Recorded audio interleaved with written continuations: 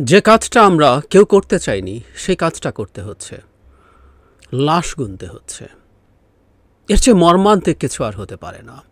সারা দেশে আমি এই মুহূর্তে যখন ভিডিও রেকর্ড করছি তখন অন্তত 5 জন শিক্ষার্থীর মৃত্যুর খবর এসছে আমাদের কাছে, তাদেরকে হত্যা করা হয়েছে। চিটাগংয়ে 3 জন, ঢাকায় 1 জন এবং রংপুরে 1 জন। আরও অনেক গুলিবিদ্ধ মানুষ, ছাত্র শিক্ষার্থী আছে, সেটা আমরা দেখেছি। মানে এটা বাংলাদেশেই সম্ভব, একটা মগের মুল্লুকেই সম্ভব। একেবারে অহিংস একটা নিয়মতান্ত্রিক আন্দোলন কলেজ ভার্সিটির, আজকে তো কলেজ এবং স্কুলের শিক্ষার্থীরাও রাস্তায় নেমেছিল, তাদের ওপরে এটা করা হয়েছে। এবং আমরা অনেকে অনুমান করছিলাম এমন কিছু হতে পারে, এবং যেভাবে ছাত্রলীগকে লেলিয়ে দেওয়া হয়েছে এটা একেবারে অনেক উঁচু জায়গা থেকে সিদ্ধান্ত নিয়ে কাজটা করা হয়েছে। এবং প্রেডিক্টেবলি তারা তাদের বল প্রয়োগের মাধ্যমে ভীতি তৈরি করার চেষ্টা করেছে, যেটা তাদেরকে ক্ষমতায় টিকিয়ে রাখবে বলে তারা বিশ্বাস করে। কি করবে, কি হবে, ডিফারেন্ট আলোচনা, আলাদা করে কথা বলবো।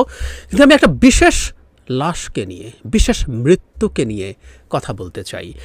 আমরা খেয়াল করেছি কিনা জানি না, রংপুরে কোটা আন্দোলনের সমন্বয়ক আবু সাঈদ মারা গেছেন, তাকে হত্যা করা হয়েছে। এটা পুলিশ হত্যা করেছে, আর বাকিগুলো সম্ভবত ছাত্রলীগের গুন্ডাদের গুলিতে মারা গেছে। পুলিশও আসলে একটা রাষ্ট্রীয় বাহিনীর পর্যায়ে নাই, ওটা গুন্ডায় পরিণত হয়েছে, সরকারের পেটোয়া বা লাঠিয়ালে পরিণত হয়েছে। আমি মন্তব্যে একটা ভিডিও দিয়েছি, এই ভিডিওটা কিছু অংশ চাইলে এখানে দিতে পারতাম, কিন্তু এটা দেই না আমি সাধারণত, কারণ এতে ভিডিওগুলোকে এজ রেস্ট্রিক্টেড করে দেয়, এতে সোশ্যাল মিডিয়ার অ্যালগরিদম এগুলো স্প্রেডিং কমে। আমি চাই আমার এই বক্তব্যটা সবার বা যত বেশি মানুষের সামনে সম্ভব পৌঁছুক। ভিডিওটা আপনারা দেখলে দেখবেন, আমরা কেউ কেউ সাঈদকে বোকা বলতে পারি, বোকাই তো, বোকা না হলে এত সাহস কারো হয়? পুলিশ গুলি করছে, সাঈদ সামনে দাঁড়াচ্ছে, হাত দুটো ছড়িয়ে দিয়ে দাঁড়াচ্ছে। ও একবার গুলি খেলো, তারপরও বোকা ছেলেটা পালালো না, ও থেকে গেল, একই ভঙ্গিতে আবার দাঁড়ালো। ওকে আবার গুলি করা হলো, ও লুটিয়ে পড়লো, ডিভাইডার পার হয়ে ওই পারে গেল। ভিডিওটা দেখবেন। যখন তাকে তুলে নিয়ে যাওয়ার চেষ্টা করা হচ্ছে তখন ও যেতে চাইছে না। কি বোকা মনে হয়, আমাদের যে কারোই মনে হবে। কিংবা ছেলেটা ভেবেছিল এইভাবে আমি নিরস্ত্র এবং একেবারেই কোনো রকম কোনো আক্রমণাত্মক ভঙ্গি ছাড়া যদি দাঁড়াই, এটাতে মনে হয় পুলিশ গুলি করবে না।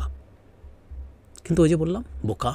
ওই দেশে পুলিশকে চেনে নাই, মনে করে নাই, বোঝে নাই, ভাবে নাই, এমনকি প্রথম গুলির পরও সে সরে যায় নাই।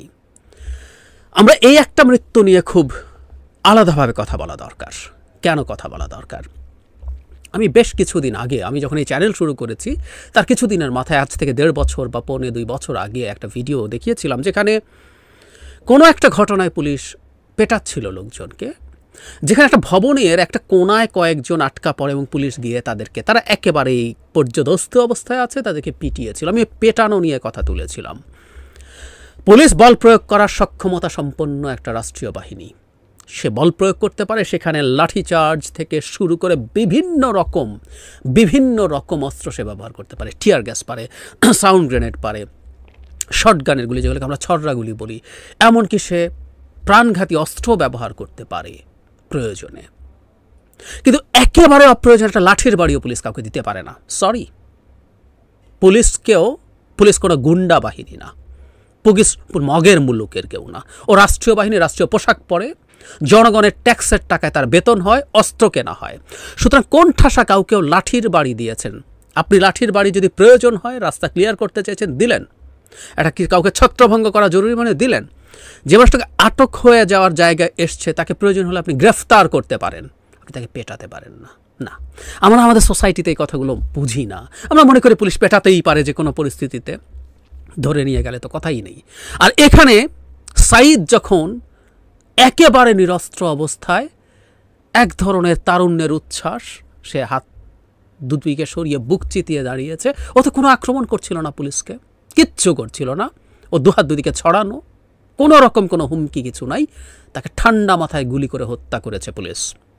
এই দেশের পুলিশ কোন জায়গায় চলে গেছে, আওয়ামী লীগ পুলিশকে কোন জায়গায় নিয়ে গেছে, এই ভিডিওটার এই অংশটা, এই মৃত্যুটা, এই লাশটা খুব ক্লিয়ারলি সাক্ষ্য দেয়।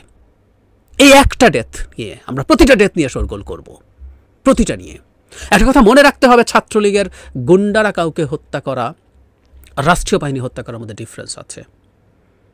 রাষ্ট্রীয় বাহিনী একটা জুরিসডিকশন, একটা ল, কনস্টিটিউশন, এগুলোর অধীনে কাজ করে। ওর হাতে বন্দুক আছে বলে যাকে তাকে যখন তখন গুলি করে দেওয়া যাবে, এই ফাজলামো আমরা মানি না। আমি অনেকদিন একটা কথা বলেছি, এই ধরনের আন্দোলনে ছাত্রলীগ আওয়ামী লীগ যখন বলে তারা দেখে নেবে, তারা কন্ট্রোল করবে সব কিছু, স্ট্রংলি প্রটেস্ট করেছি। আমি বলেছি যদি তেমন কিছু হয়, তেমন দায়িত্ব যদি কারো উপরে আইনগতভাবে থাকে, সেটা হচ্ছে রাষ্ট্রীয় আইন শৃঙ্খলা রক্ষাকারী বাহিনী, পুলিশের সেই দায়িত্ব, সে সক্ষমতা, সে আইনের মাধ্যমে তাদেরকে দেওয়া হয়েছে। কিন্তু পুলিশও আইনের মধ্যে কাজ করতে হবে, জাস্ট একটা তৃতীয় শ্রেণীর গুন্ডা বাহিনীর মতো কাজ করতে পারে না। সাইদের মৃত্যুটা আলাদাভাবে বলছি, প্রতিটা মৃত্যু তো বিভৎস বটেই, এই মৃত্যুটা নিয়ে আমরা একটু আলাদাভাবে যেন কথা বলি, সেটা আমাদের মাথায় রাখা উচিত। সব কিছু নিয়ে আরও বিস্তারিত কথা পরবর্তীতে বলছি।